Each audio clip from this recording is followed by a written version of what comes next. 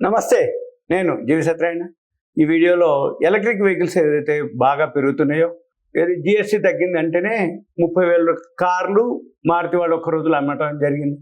ఓవరాల్గా వీకెండ్ వచ్చేటప్పటికి జిఎస్టీ ఆ వీక్లోనే 80,000 కార్లు అమ్మినట్టుగా వాళ్ళు అనౌన్స్ చేయడం జరిగింది.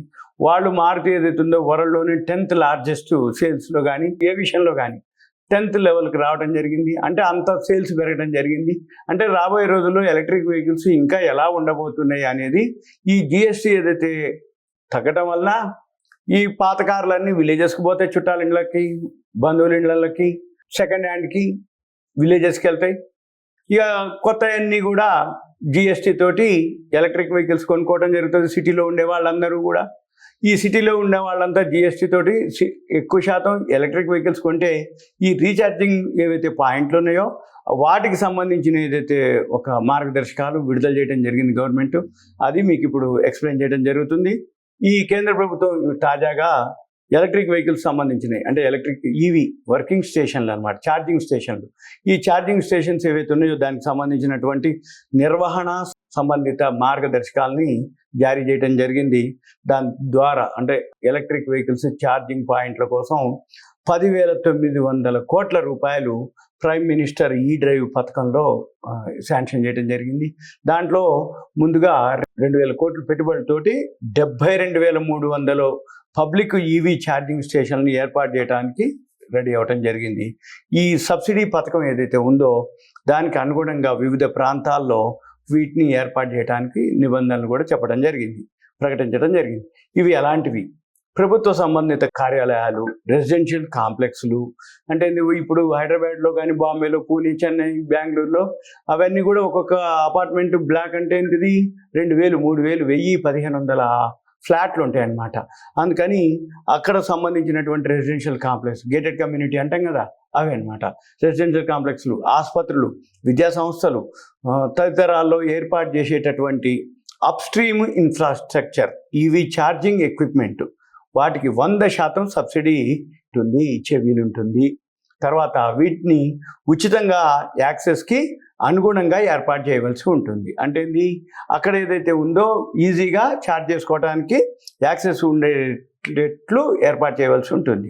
కేంద్రం లేదా రాష్ట్ర ప్రభుత్వాలు, పబ్లిక్ సెక్టార్ యూనిట్లు ఈ నిర్వహణలోని నగరాలు, జాతీయ రహదారులతో పాటు రైల్వే స్టేషన్లు, ఏఏఐ నిర్వహణలోని ఎయిర్పోర్ట్లు, ఓఎంసీల రిటైల్ అవుట్లెట్లు, ఎస్టీయు బస్ స్టేషన్లు, మెట్రో స్టేషన్లు, మున్సిపల్ పార్కింగ్ లాట్లు తదితరాలటువంటి ఏర్పాటు చేసి ఈ అప్స్ట్రీమ్ ఇన్ఫ్రాస్ట్రక్చర్కి 80% ఈవీ సరఫరా ఎక్విప్మెంట్ వ్యయాల్లో 70% సబ్సిడీ కవరు లభిస్తుంది. ఒకసారి చెప్తాను మళ్ళీ.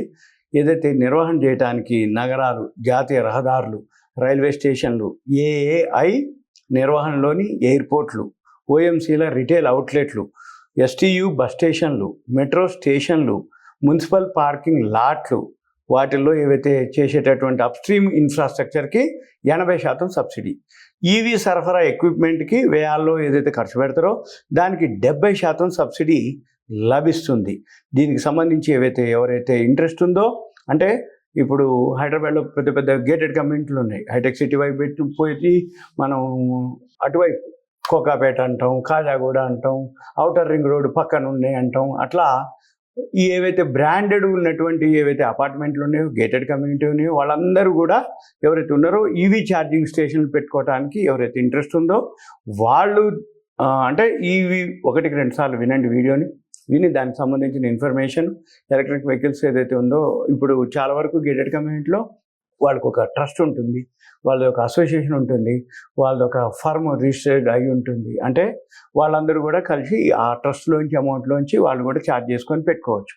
ఇవన్నీ కూడా మీకు ఒక అవేర్నెస్, ఎడ్యుకేషన్, ఇన్ఫర్మేషన్. ఎందుకంటున్నా అంటే రాబోయే రోజుల్లో మామూలు ఇప్పుడు ఒక టైంలో పెట్రోల్ ఉండేది, తర్వాత డీజిల్ వెహికల్స్ వచ్చినాయి, తర్వాత గ్యాస్ వెహికల్స్ వచ్చినాయి, ఇప్పుడు ఎలక్ట్రిక్ వెహికల్స్దే హవా నడుస్తుంది.